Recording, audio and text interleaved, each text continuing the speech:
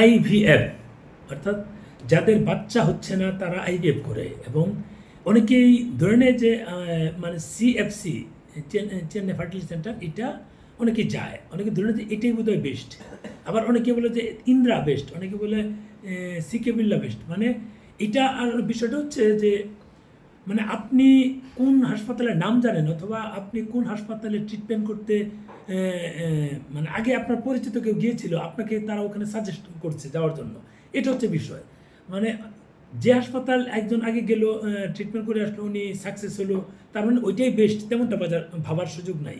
আপনাকে দেখতে হবে যে আপনার সুইট করছে কোনটা, বা আপনার ট্রিটমেন্ট করতে খরচটা কেমন হচ্ছে, বা আপনার ট্রিটমেন্ট করে ওখানে আপনি মানে আপনার রোগটা এক এক ধরনের পার্সনের এক এক ধরনের রোগ থাকে।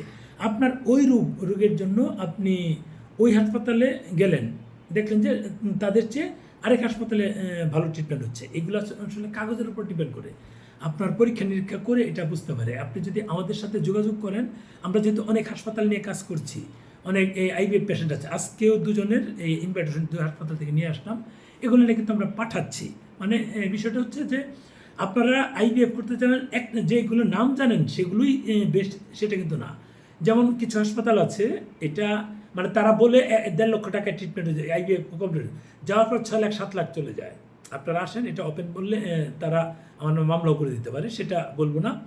মানে অনেক হাসপাতাল আছে আপনাকে বুলিয়ে বালিয়ে ঢুকাবে, তারপর খরচ হবে। যেমন মাঝখানে একজন এক হাসপাতাল সম্পর্কে কলকাতার হাসপাতাল অভিযোগ দিল যে তার ওখানে ঢুকলে 45,000 রুপির টেস্ট করে তারপর আমি ডাক্তার দেখাতে পারবো, আদারওয়াইজ দেখানো যাবে না।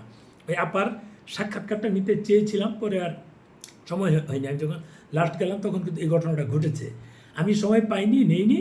কিন্তু উনি বললো যে ভাই, এরকম যদি আপনি না দেন, বহু মানুষ এখানে গিয়ে তারা এরকম প্রতারণার শিকার হবে। আমার আগে তো ডাক্তার দেখাতে হবে, ডাক্তার কী বললো সে অনুযায়ী আমাকে ব্যবস্থা নিতে হবে। যদি যাওয়ার পরই আমাকে বলে যে আপনাকে এত টাকার মানে টেস্ট করে তারপর আপনার ডাক্তার দেখাতে হবে, যেটা বাংলাদেশের মতো।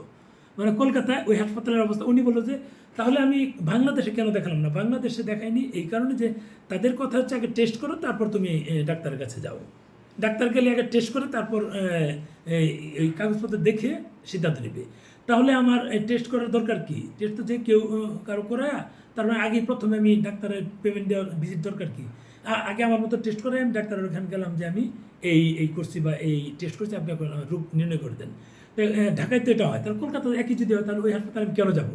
হাসপাতালের নামটা বলবো না, আমি ওনার যদি সাক্ষাৎকার নিতে পারি, আমার কথা হচ্ছে, তারপরে নিব।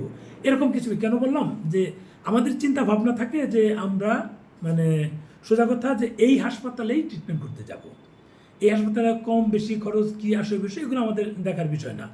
আইভিএফের ক্ষেত্রে এরকম অনেক ঘটনা ঘটে, তবে অনেকেই সোজা গিয়ে আইভিএফ করে ফেলে। তার আগে বলবো যে অনেক সময় আমরা তো এখন কাজ করছি, দেখলাম মাঝখানে একজন রোগী উনি প্ল্যান করছে আইভিএফ করাবে, তারপর আমি বললাম যে আগে যান ডাক্তার দেখান, ডাক্তার কি সিদ্ধান্ত দেয়। এরপর মাস 3-4 পরে সে বলে যে ওষুধ দিলাম আমি অলরেডি প্রেগনেন্ট, এরকম হয়েছে। তার মানে কি, সে কিন্তু আইভিএফ করেনি, মানে হয়তোবা যে ডাক্তারের কাছে গিয়েছে ওই ডাক্তার তার রোগটা নির্ণয় করতে পেরেছে বিদায়, এই কারণে তার মানে এই আইভিএফ না করেই ওনার নর্মাল এই প্রেগনেন্সি হয়েছে। এরকম কিন্তু অনেক হয়। কাজে আমি বলবো যে আপনারা প্রথমে ওই চিন্তা না করে, যে হাসপাতালে গেলে আপনার মানে ডাক্তার আপনাকে কিছু সাজেশন দিবে, ওই অনুযায়ী কিছু দিন আপনাকে ট্রায়াল আপ রাখবে, দেন আপনাকে ওই কাজগুলো যদি কমপ্লিট হওয়ার পর যদি আপনি প্রেগনেন্সি না হয়, তখন তারা আইভিএফের দিকে যাবে। প্রথমে গিয়ে আইভিএফ করে ফেলবেন সেটা কিন্তু না। এরকম অনেক হাসপাতাল আছে সোজা এটা করে, কারণ আইভিএফ করলে বড় একটা অ্যামাউন্ট, অনেক টাকা, আপনাকে 1.5 লাখ টাকার কথা বলে 6 লাখ টাকা রুপি ধরাই দিবে, এরকম কিন্তু বিষয় থাকে। কাজে অনুরোধ করবো আমাদের এখানে আসেন বা যেখানে যান, আপনারা যারা মানে সোজা কথা যারা এই মেডিকেল ট্যুরিজম নিয়ে কাজ করছে, যারা অভিজ্ঞ, আপনারা যাচাই বাছাই করে তাদের ওখানে যান। এখন বলবেন যে আমি তো শুরু করলাম, আমার সঙ্গে অভিজ্ঞ বহু ডাক্তার, বহু লোকজন অলরেডি আসছে। অনেকের সঙ্গে কিন্তু ছবি দিয়ে পোস্টও দিলাম, আপনারা জানেন, দেখেছেন। অনেকের এটা আবার অনেকেই আছে যে যারা এই বিজনেস করছে, আমি যেহেতু এই লাইনে নেমেছি, তাদের একটু ভাগ কমে যাচ্ছে। এটা অনেকেই সূত্রে আমি করবো, অনেক কথা বলতে দেখেন কমেন্টস করবে যে এই ধান্দা শুরু হচ্ছে। ধান্দা তো অবশ্যই, ধান্দা ছাড়া কেউ কোনো কাজ করে না। আমি আমার বাবার জমি বিক্রি করে কাজ করবো না, কিন্তু আপনার এই একটা সামান্য পারিশ্রমিক নিয়ে সেই অনুযায়ী যদি আমি সঠিক পরামর্শ দিই, যেমন আজকে একজন আসলো, উনি 2বার আবেদন করেছে যমুনা ফিউচার পার্ক থেকে। যমুনা ফিউচার পার্ক আবারও বলছি, ওখানে কিছু বাটপারও থাকে, এই বাটপারদের কথাই বলছি। তারা কিন্তু মানে এক এক বাচ্চা মেয়ে 20-21 বছরের বাচ্চা মেয়ে, ওর নাম আগের পাসপোর্টের সাথে পরের পাসপোর্ট নাম পুরোই চেঞ্জ, বাবার নাম চেঞ্জ, মায়ের নাম চেঞ্জ। এই চেঞ্জের সে 150 টাকা স্টাম্পে, একটা 100 টাকা, একটা 50 টাকা নিজে করে একটা অ্যাডভোকেটের সিল দিয়ে মানে কোর্ট এফিডেভিট দেখায় ফাইল জমা দিল, ভিসা হলো না। এগুলোর ক্ষেত্রে মিনিমাম 300 টাকার ফাইল লাগে এবং ম্যাজিস্ট্রেট কর্তৃক সেটা এফিডেভিট করতে হয়। আপনি আপনার নাম পরিবর্তন করে ফেলবেন বা আপনার পরিচয় পরিবর্তন করে ফেলবেন, আপনার বাবার নাম পরিবর্তন করে ফেলবেন একজন নর্মাল অ্যাডভোকেট দিয়ে, সেটা কিন্তু সম্ভব না। কাজেই এগুলো মানে বিষয়টা এর আগে একজনের সেম নামের একটা স্পেস ছিল, 3বার আবেদন করেছে, হয়নি।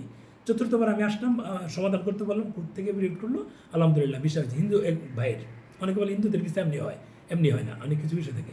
এই ভাইয়েরটা আমি বললাম যে এটা থাকলে কেমন থেকে আপনি ভিসা পাবেন না, আপনাকে এই নামের জন্য 3 সরকারি স্টাম্পে কোর্ট এফিডেভিট করতে হবে, এরপর জমা দিলে আশা করি ইনশাল্লাহ হয়ে যাবে, কারণ এটা একটা সঠিক লাইন। বাকি কাগজপত্রগুলো যদি মনে করে যে ঠিক আছে হাই কমিশন এবং সঠিক যদি দেয় ইনশাল্লাহ হয়ে যাবে, হচ্ছে তো কন্টিনিউ এই কাজগুলো করছি। কাজে এরকম সঠিক পরামর্শ দেওয়ার লোক খুব কম।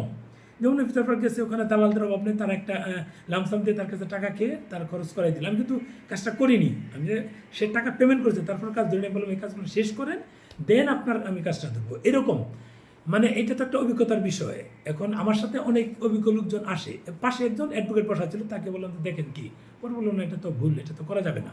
যাই হোক, আমাদের সাথে অনেক অভিজ্ঞ লোকজন আসছে, দেখা হচ্ছে, কথা হচ্ছে। আপনারা চাইলে আমাদের সাথে যোগাযোগ করে আপনারা মানে আপনাদের প্রয়োজনে আইভিএফ ট্রিটমেন্ট কিন্তু নিতে পারবেন, খরচ কম হবে। বললাম তো যে এইসব আইভিএফ যদি পেশেন্ট আসেন আমরা ভিসা চ্যালেঞ্জ দিয়ে করে দিব, সোজা কথা, ভিসা চ্যালেঞ্জ দিয়ে করে দিব। আপনাদের যদি কাগজপত্র ঠিক থাকে, মানে আপনার প্রকৃত পেশেন্ট থাকেন, তাহলে আসবেন, আপনাদের ভিসার দায়িত্ব আমরা নিচ্ছি।